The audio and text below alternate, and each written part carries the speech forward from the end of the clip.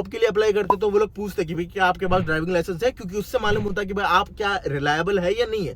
अगर आप रिलायबल है तो आपके पास खुद की गाड़ी होती है, आप कभी भी उन्होंने बोले तो वो टाइम पे आ जा सकते हैं। को मस्त नाद हो क्या? तो ये चीज के लिए कार एक इंपॉर्टेंट नेसेसिटी बन गई है ऑस्ट्रेलिया।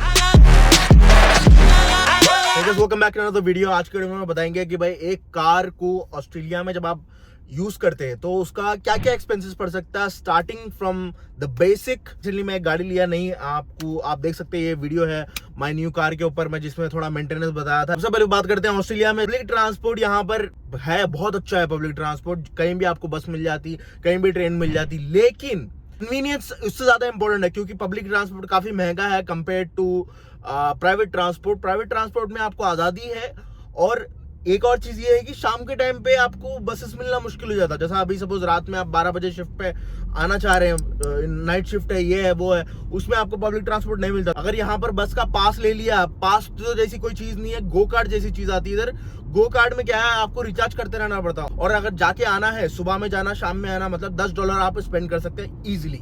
तो वो $10 को अगर आप बचाना है और अपने कन्वीनियंस के हिसाब से जाना है, जैसा अभी मैं ब्रिस्बेन में रहता था, जब मैं ग्रीन स्लोप से ट्रैवल करके अगर मैं ब्रिस्बेन सिटी जा रहा हूँ और पीक टाइम में जा रहा हूँ, तो वैसे टाइम में अगर गाड़ी से जाऊं तो 15 मिनट में पहुंच जाते सिटी, लेकिन अगर बस से जाऊं तो 1.5 घंटा लगता, क्योंकि पहले वॉक करके जाओ 15 मिनट बस स्टॉप तक, बस स्टॉप में बस में बैठो, वो बस एक एक स्टॉप पे रुकते रुकते रुकते रुकते जाती, तो वैसा करके आपका टाइम बहुत बढ़ जाता। तो उसके अंदर प्लानिंग, आपका डेली का टाइम 2 घंटे 3 घंटे आपका ट्रैवलिंग में वेस्ट हो रहा।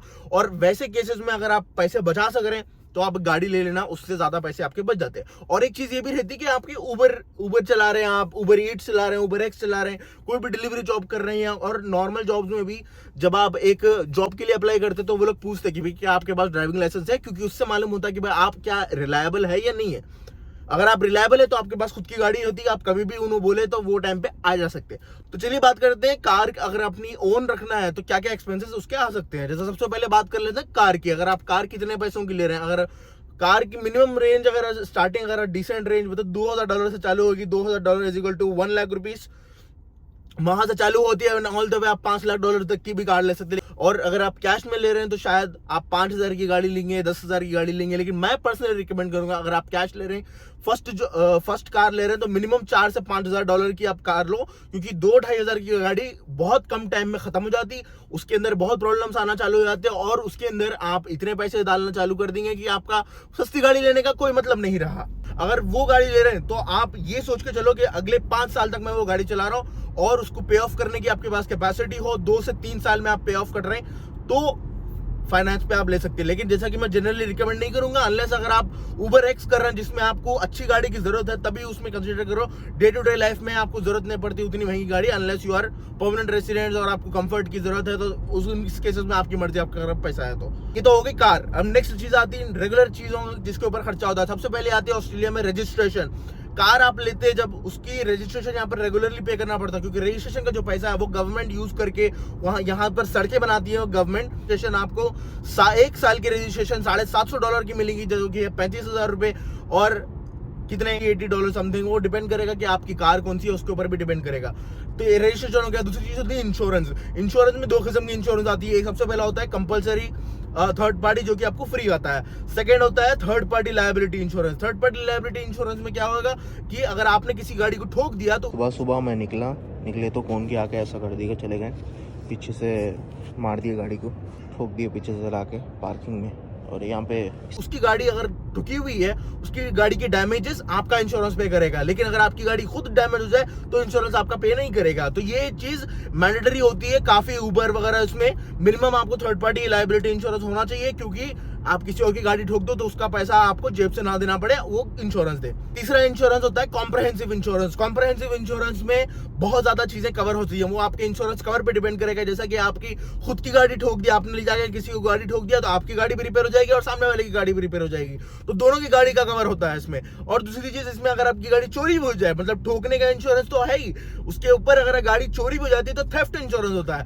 और थेफ्ट इंश्योरेंस के साथ साथ आपको हायर कार की इंश्योरेंस भी मिलती है। जैसा कि अगर आपकी गाड़ी के अंदर कुछ भी प्रॉब्लम हो जाता है, आपकी गाड़ी ठोक जाती है, तो आपको जो जितना टाइम इंश्योरेंस प्रोसेस होगा आपको एक रेंटल गाड़ी मिलेगी, जैसे कि मेरे को ये वीडियो में मिला था। ये है गाड़ी जो हमको मिली, Hyundai की कोना, इसमें सामने स्क्रैच है, बोला होना कहाँ पर है स्क्रैच? जिसमें मेरे को इंश्योरेंस वाले गाड़ी दिए थे Hyundai Kona 2018 की, क्योंकि मेरी गाड़ी ठुक गई थी और वो ठुकने वाली वीडियो भी चैनल पे है, आप जाके देख सकते हैं। निसान माइक्रा मेरी ठुक गई थी, ठीक है। तीसरी चीज आती है रेगुलर मेंटेनेंस। मेंटेनेंस में आप कितना खर्चा करोगे? रेगुलर सर्विस ऑस्ट्रेलिया में $100 से चालू होगी, डिपेंडिंग ऑन द कार। अगर आपकी गाड़ी महंगी है तो $150, $200, $250 तक भी इसकी रेगुलर सर्विसिंग जाएगी। सर्विसिंग में क्या होगा? आपका ऑयल चेंज होगा, आपके रेगुलर ब्रेक्स वगैरह के ऑयल वो चेंज होंगे, और ठीक है। तो ये हो गई मेंटेनेंस। अब नेक्स्ट चीज आती है पेट्रोल। पेट्रोल कॉस्ट आपका बेसिक रेगुलर आपका जाते रहेगा। वो रेगुलर पेट्रोल कॉस्ट कितना होता है? अभी जैसा कि मैं गाड़ी में पेट्रोल डलाया, वो पेट्रोल डलाया मैं $20 का, और अभी है $2 का 1 लीटर। तो 1 लीटर में मेरे को 100 किलोमीटर का वो रेंज बता रहा है $20 में। तो $20 में 100 किलोमीटर मतलब $1 में 5 किलोमीटर बराबर हुआ किलोमीटर, मतलब 1 लीटर में मेरी 10 से 12 किलोमीटर एवरेज आ रही है। तो ये गाड़ी में, क्योंकि ये मेरी गाड़ी बड़ी है और मेरी एसयूवी गाड़ी है और 4 व्हील ड्राइव है, उसके बारे में मैं और वीडियो में बता चुका हूं, तो वो आप जाके चेक कर सकते हैं। लेकिन ये रेगुलर मेरा पेट्रोल का मेंटेनेंस आएगा। दूसरी चीज जो लोग बात नहीं करते उसके बारे में है कार डिटेलिंग का आपको कॉस्ट आएगा। जैसे कार वॉश करवा रहे हैं आप, कार की पॉलिशिंग करवा रहे हैं, कार में कोई भी दूसरा एक्स्ट्रा स्पेंड कर रहे हैं आप, ये आपका एक्स्ट्रा लगेगा। तो वो चीज का आपने खुद से ध्यान रखना है। तो वो चीज कैसे करनी है मैनेज?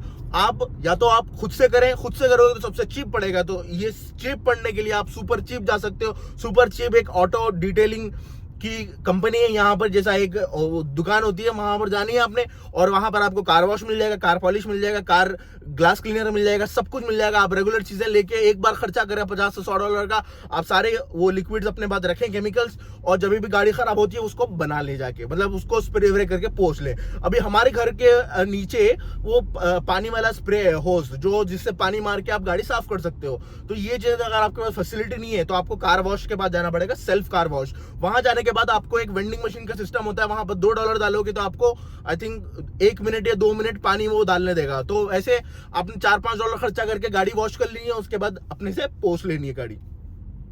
तो ये था गाड़ी रेगुलर मेंटेनेंस का कितना खर्चा है ऑस्ट्रेलिया में। टोटल महीने का अगर मैं बोलूं, पेट्रोल का खर्चा, मैं जैसा जॉब जाता हूं आता हूं, उससे मेरा महीने का खर्चा आई थिंक $200 पेट्रोल में हो जाएगा, $200 से $400। अगर मैं ज्यादा उबर कर रहा हूं तो वो ज्यादा बिल बढ़ जाएगा। अगर उबर नहीं कर रहा हूं, जस्ट नॉर्मल जॉब पे जा रहा हूं, वापस आ रहा हूं, तो उसका मेरे को $200 महीने का आ सकता है, $50। अभी ऑल्सो ये डिपेंड करेगा, अगर पेट्रोल का रेट बढ़ गया तो शायद इससे ज्यादा हो जाए, और पेट्रोल का रेट कम हो गया तो इससे कम हो जाए, लेकिन ऑन एवरेज मैं बोलूंगा $200 में आपका काम हो जाएगा। Thank you so much for watching this video. अगर वीडियो पसंद आ रहा तो like share comment subscribe. Bye.